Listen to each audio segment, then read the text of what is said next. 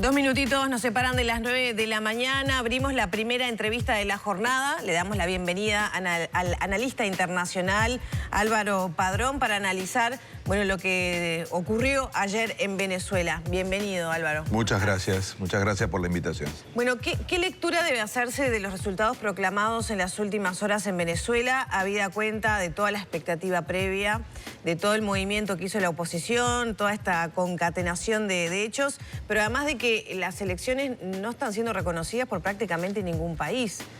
Uruguay, Chile, particularmente Chile, ¿no? Que llama la atención las expresiones de Boric. ¿Qué primera lectura se hace de esto? Bueno, era un escenario posible, ¿no? Que termináramos en una situación muy compleja.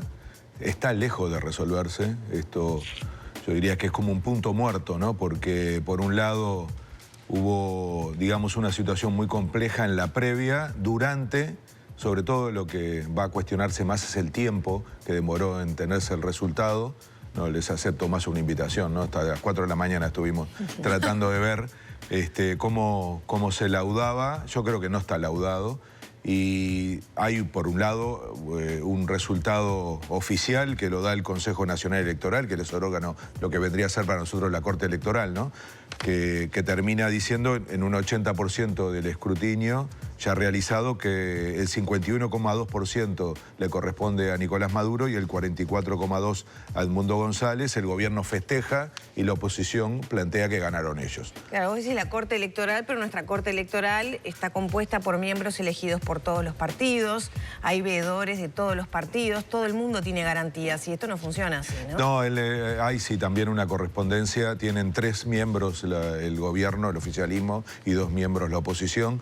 Todo esto está pasando ahora, ¿eh? Yo lo que les digo es que quedan todavía demasiadas puntas pesadas para que empecemos a ver cómo sigue esto. Y yo ahí lo que les diría, junto con este asunto que la demora más grande, la duda más grande se instala en la demora en el resultado, en dar el resultado, ¿no?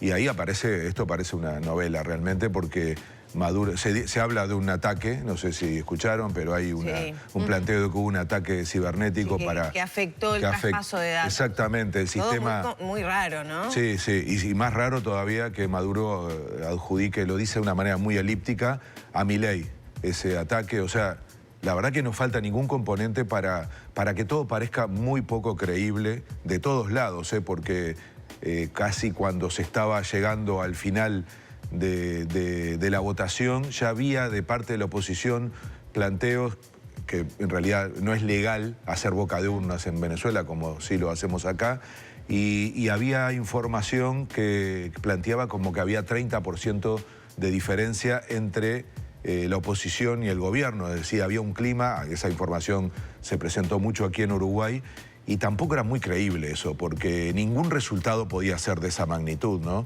Este resultado, para un lado, para el otro, parecía bastante probable, que estábamos frente a una elección muy reñida, pero yo lo que les digo, para tratar de tener una pista, porque nadie les va a poder decir en este momento nada claro.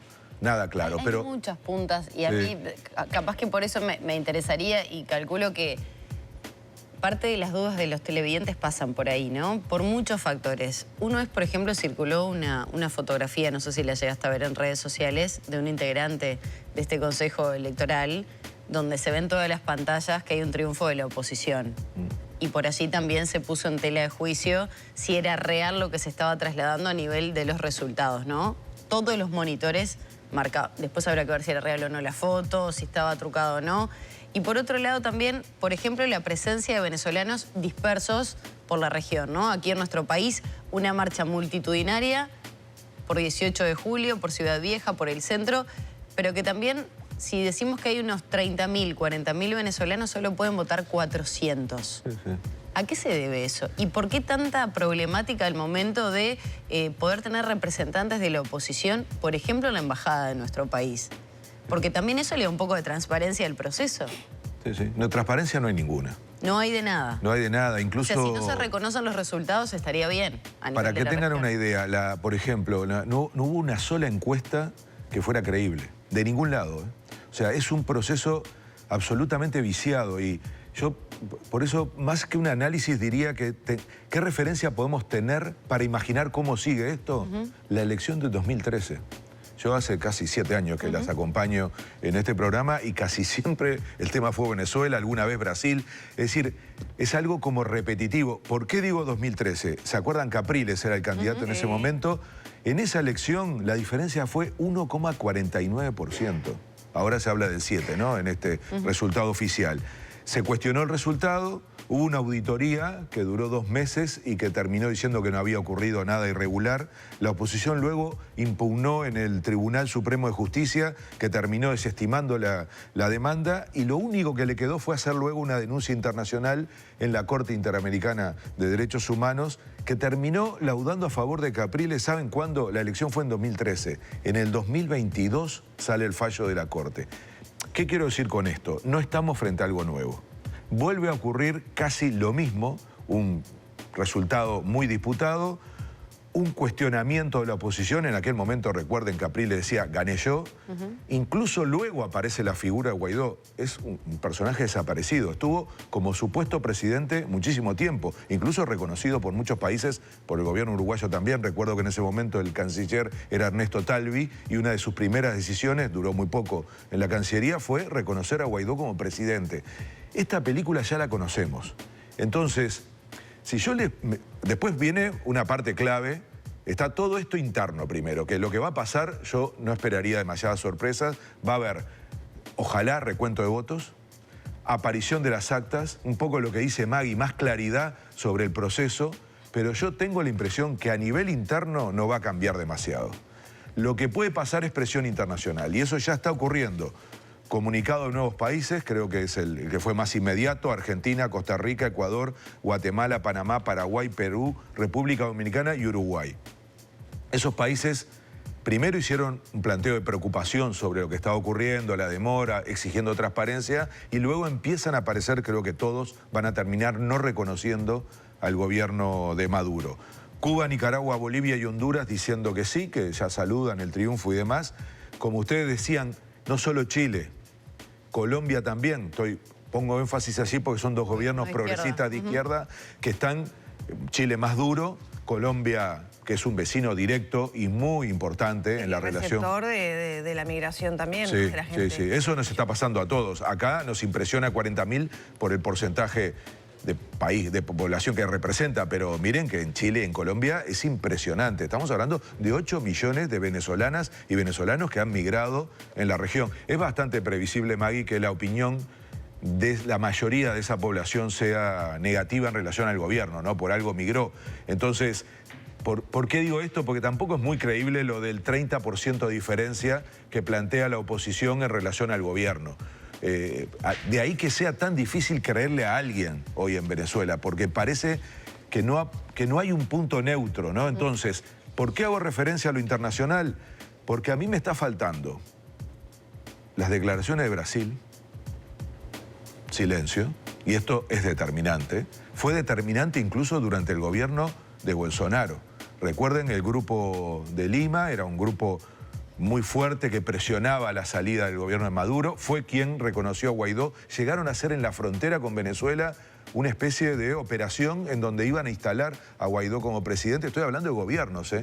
Y Bolsonaro en aquel momento terminó decidiendo no participar. ¿Por qué? Por el peso de las Fuerzas Armadas de Brasil en la relación con las Fuerzas Armadas de Venezuela. Y ahí era clave el vicepresidente de Brasil, Washington Mourão, que decía, nosotros no vamos a meternos en eso porque están involucradas las Fuerzas Armadas de Venezuela. Y cuando digo que falta la respuesta de Brasil y hago esta conexión, es porque la pregunta que hay que hacerse es, ¿qué está pensando la Fuerza Armada de Venezuela? Porque ahí sí que falta un dato interno que es clave. Las Fuerzas Armadas tienen un poder enorme hoy en el gobierno. Más de la mitad del gobierno son militares. Pero vos hablas de las Fuerzas Armadas en que en el apoyo que le puedan dar a Maduro o la espalda. Esa es la decisión. Y puede haber una rebelión de las Fuerzas Armadas contra Maduro. Si ustedes observan, no hay todavía declaraciones, no hay información sobre eso. No, lo que tenemos es ayer un pequeño discurso del candidato opositor diciendo que iban a contar y hacer valer cada uno de los votos y que le pedían a las Fuerzas Armadas el respeto de los resultados. Sí, y dio un paso más Milei, que pidió directamente la intervención de las Fuerzas Armadas. Ayuda poco Milei, ¿no? No, sí. Entonces... Y las respuestas de Maduro tampoco están... Ahora, impresentable, habla de paz al mismo... ¿Se recuerdan lo del baño de sangre, no? Sí, sí. Por eso también esperar a Brasil es muy importante, porque Brasil tuvo una posición al final del periodo crítica sobre cómo se estaba posicionando el gobierno previo a las elecciones. Porque también podría interpretarse con mucha facilidad que Lula de alguna manera prefiere el resultado que se está dando, pero es tan grosero que más vale tener algún datito más para apoyar, porque si no puedo quedar en falso. Sí, a ver, el gobierno de Brasil y Lula en particular han hecho un gasto gigantesco para ayudar a una salida. Incluso recuerdan una reunión del año pasado que se llamó El Retiro. Él tuvo una previa de un día entero con Maduro, fue muy criticado y en el fondo lo que estaba intentando es dar garantías de que esto saliera bien. Es de los pocos líderes que puede presionar a Maduro y al gobierno de Venezuela por razones geopolíticas, por razones de confianza, por razones de poder económico. Álvaro? ¿Cómo? ¿De qué manera lo puedo hacer? Y es si lo que ante viene. la mínima crítica que dijo que le daba miedo las declaraciones de Maduro, le retiran la invitación para que participe. Sí, sí, le pide que tome un té de manzanilla. No sé. Es difícil negociar con una persona de la índole de Maduro. No, es que por eso digo que estamos en un punto muerto, en una especie de copia de lo que pasó en el 2013. La presión internacional tiene el problema de que demora y genera poco efecto inmediato. Está faltando decir que China y Rusia ya aceptaron el resultado y saludaron a Maduro. Estamos hablando de dos países de muchísimo peso en la geopolítica y también es un poco ambigua la posición de Estados Unidos, ¿eh? Y si ustedes observan, el último periodo que casi no hablamos más de Venezuela, tiene mucho que ver con que durante la pandemia y posterior a la pandemia se recuperó el vínculo entre Venezuela y Estados Unidos, sobre todo por la venta del petróleo. Bueno, pidieron un recuento de los votos, ¿no? Lo cierto es que, ¿qué posibilidades había de que efectivamente hubiera un reconocimiento de la oposición al ganar las elecciones, si no había señales tampoco de una prenegociación con garantías para el régimen saliente, ¿no? Porque 25 años con la evolución que tuvo, digamos, el gobierno chavista en Venezuela, es difícil que diga, bueno, sí, ganó la oposición, nos vamos. No debió haber habido, o sea, ya no era una señal de la ausencia de esas negociaciones de garantías que este resultado iba a ser de cualquier manera. Es muy buen punto ese, ¿eh? Y lo he escuchado poco en los análisis porque la clave para algo que significara un cambio tenía como condición esto que estás diciendo, que era una transición, una negociación de garantías para que se pudiera de alguna manera aceptar una derrota. Y por eso vuelvo al punto clave que es las Fuerzas Armadas, el poder militar, que es el único que hoy está en condiciones de laudar entre los dos bandos políticos. Cuidado al creer que todo acá se está definiendo solo en el plano político como lo conocemos nosotros. Si ustedes escuchan a Maduro los últimos días, hablaba de un régimen que era perfecto en lo político, en lo militar y en lo policial. Eso sería un discurso inaceptable en países como el nuestro, donde lo militar y lo policial depende de la estructura jurídica republicana del país. Uno habla de los poderes, el judicial, el legislativo y el ejecutivo, pero nunca de un poder, como él se refería, casi que operaba como un triángulo, dando garantías desde las Fuerzas Armadas de esa estabilidad. Entonces, y si observan, también la oposición se refiere al sector militar con mucho cuidado y con mucho respeto, incluso hasta planteando que se hagan cargo. Entonces, hay un actor relevante que todavía no opinó y que son las Fuerzas Armadas, que son los únicos que tienen condiciones de laudar una situación así.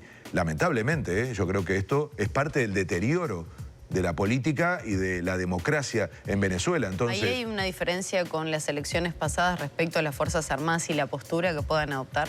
Yo no tengo duda que hay un desgaste muy grande del gobierno, aunque en el último periodo, los últimos años, hay una recuperación económica, que vuelvo a adjudicar... Bueno, eso te iba a decir, porque también por estos días, obviamente, surgen informes de periodistas independientes, independientes entre comillas, ¿no? Porque dependiendo también su forma de ver la realidad es lo que, calculo, van a mostrar o no, por más intento de objetividad que se quiera mostrar. Pero se veía, por ejemplo, supermercados con muchos más productos que años anteriores, ¿no?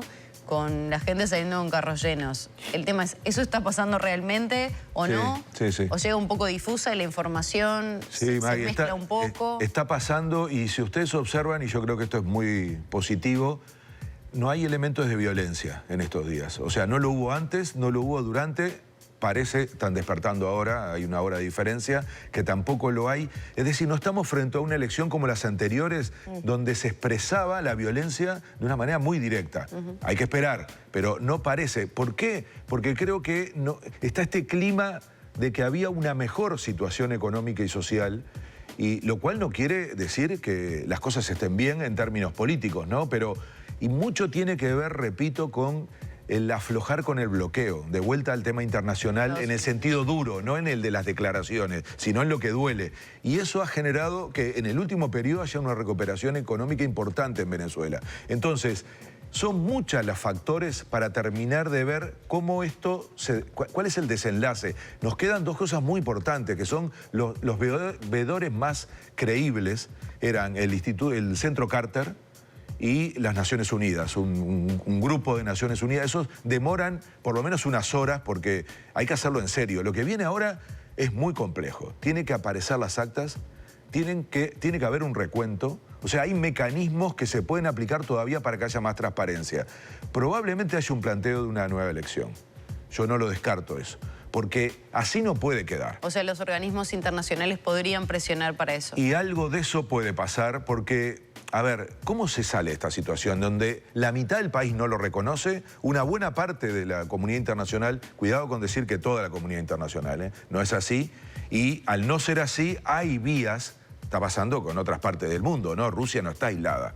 Todo el mundo la condena desde la perspectiva nuestra, pero no está aislada. Al contrario, se fortaleció en su relación con China. Es decir, es muy ambigua hoy la política internacional como para decir que desde la política internacional se puede cambiar la situación de un país. Entonces, ya lo vimos en el 2013. Por más presión que hubo, finalmente, hasta el día de hoy, estaba Maduro gobernando y convocó elecciones. Entonces, esperar estos dos asuntos, estos dos dictámenes de veedores que son creíbles para todo el mundo. Estas dos unidades son creíbles para todo el mundo. Hay que esperar, hay que ver si ponen condiciones, hay que esperar a ver si el gobierno acepta alguna de estas condiciones, por lo menos para dar una señal de que está dispuesto a escuchar otras versiones. Y hay que ver qué hace la oposición. Ojalá aparezca una versión que sea como un periodo en donde ambas partes se reconozcan y pueda surgir de esto un poco más de credibilidad. La impresión que yo tengo hoy es que estamos de nuevo frente a un episodio muy poco creíble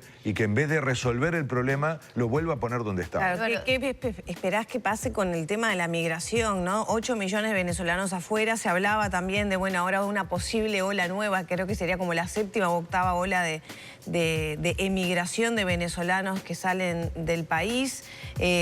Todas las personas, no sé, que uno podía vivenciar, por ejemplo, acá en el día de ayer, socialmente, ¿no? Porque estamos siempre hablando de política internacional, presiones, que conviene, que no, pero socialmente, ¿qué escenario tiene Venezuela hoy en día con esta división, el entusiasmo de la oposición por ganar ayer? Y es verdad, no hubo violencia, pero sí se reportaba ayer en medios internacionales como ABC, El País de Madrid, etcétera.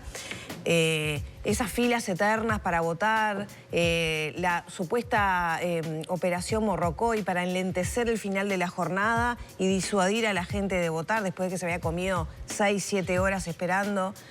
Hubo gente que fue de madrugada antes de que abriera la... Sí, igual el resultado final es muy alto, ¿no? Es una votación no obligatoria, casi 60%.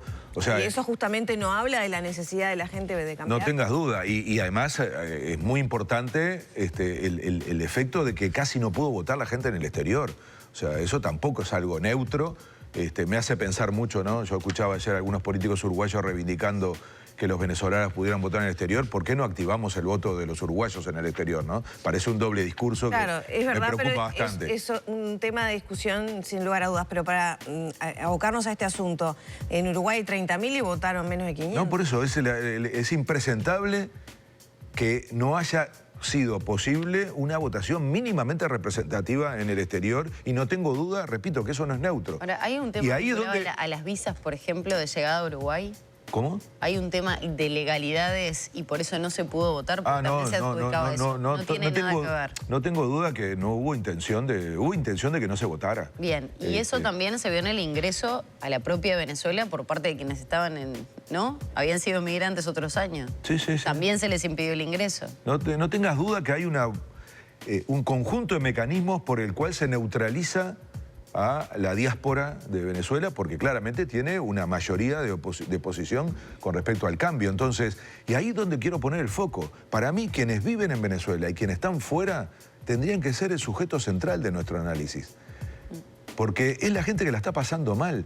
Y nos ha costado muchísimo, no digo solo en Uruguay, pero también en todo el mundo, poner eso en el foco. Entonces, hay como un enorme esfuerzo y casi diría un aprovechamiento de la situación de Venezuela, incluso para elecciones en los demás países, comparando pasando facturas y no poniendo el foco en lo que realmente importa, que es millones de personas que están sufriendo adentro de Venezuela. Repito, no es, si bien hay una mejor situación económica, sigue siendo dramática la forma de vivir en ese país. Y lo es afuera, mucho más, porque no poder vivir en tu país es una de las cosas peores que te puede ocurrir. Entonces, con formación y demás, tener que estar trabajando tal vez con no sé, tareas mucho menos remuneradas de lo que estaría acorde a tu trabajo. Y les aseguro que en Uruguay no es el peor país donde está pasando eso, ¿eh? En otras regiones, en otras partes de América Latina, es dramático. Entonces, no poner eso en el foco es luego priorizar, que es increíble como ocurre, el aprovechamiento en una elección cuando aparece y unos se cobran las facturas a otros. Ahí de ese lugar tendría que salir Uruguay, que en un momento hizo un esfuerzo de ser un país que intentó contribuir a una negociación. Habría que recuperar ese espacio, más que transformar. Es muy difícil porque estamos en año electoral. No tengan duda que vamos a hablar mucho tiempo de esto. Igual que el presidente de la República, por lo menos desde sus inicios y en discursos ante organismos internacionales, ha señalado a Venezuela como una dictadura, al igual que otros países de la región, ¿no? Sí, el gobierno uruguayo en eso ha sido muy coherente. Ha sido muy coherente, lo cual no quiere decir que con eso ayude. Repito, para mí, un país como Uruguay, lo hace también Noruega, hay países que son muy creíbles para intentar proponer mecanismos, que es lo único que vale la pena ahora. Porque polarizar, incluso con necesidades nacionales, la situación de Venezuela ayuda poco. Lo que habría que hacer es pensar en un mecanismo que le dé garantía a las dos partes, hoy en Venezuela, para una transición. La elección no ayudó en ese sentido, sino que lo que hace es volver a congelar la situación. Va a haber que pensar muy bien cómo se contribuye, sobre todo poniendo el foco en la gente que creo que es la que verdaderamente la está pasando mal. Álvaro, muchas gracias por estos minutos.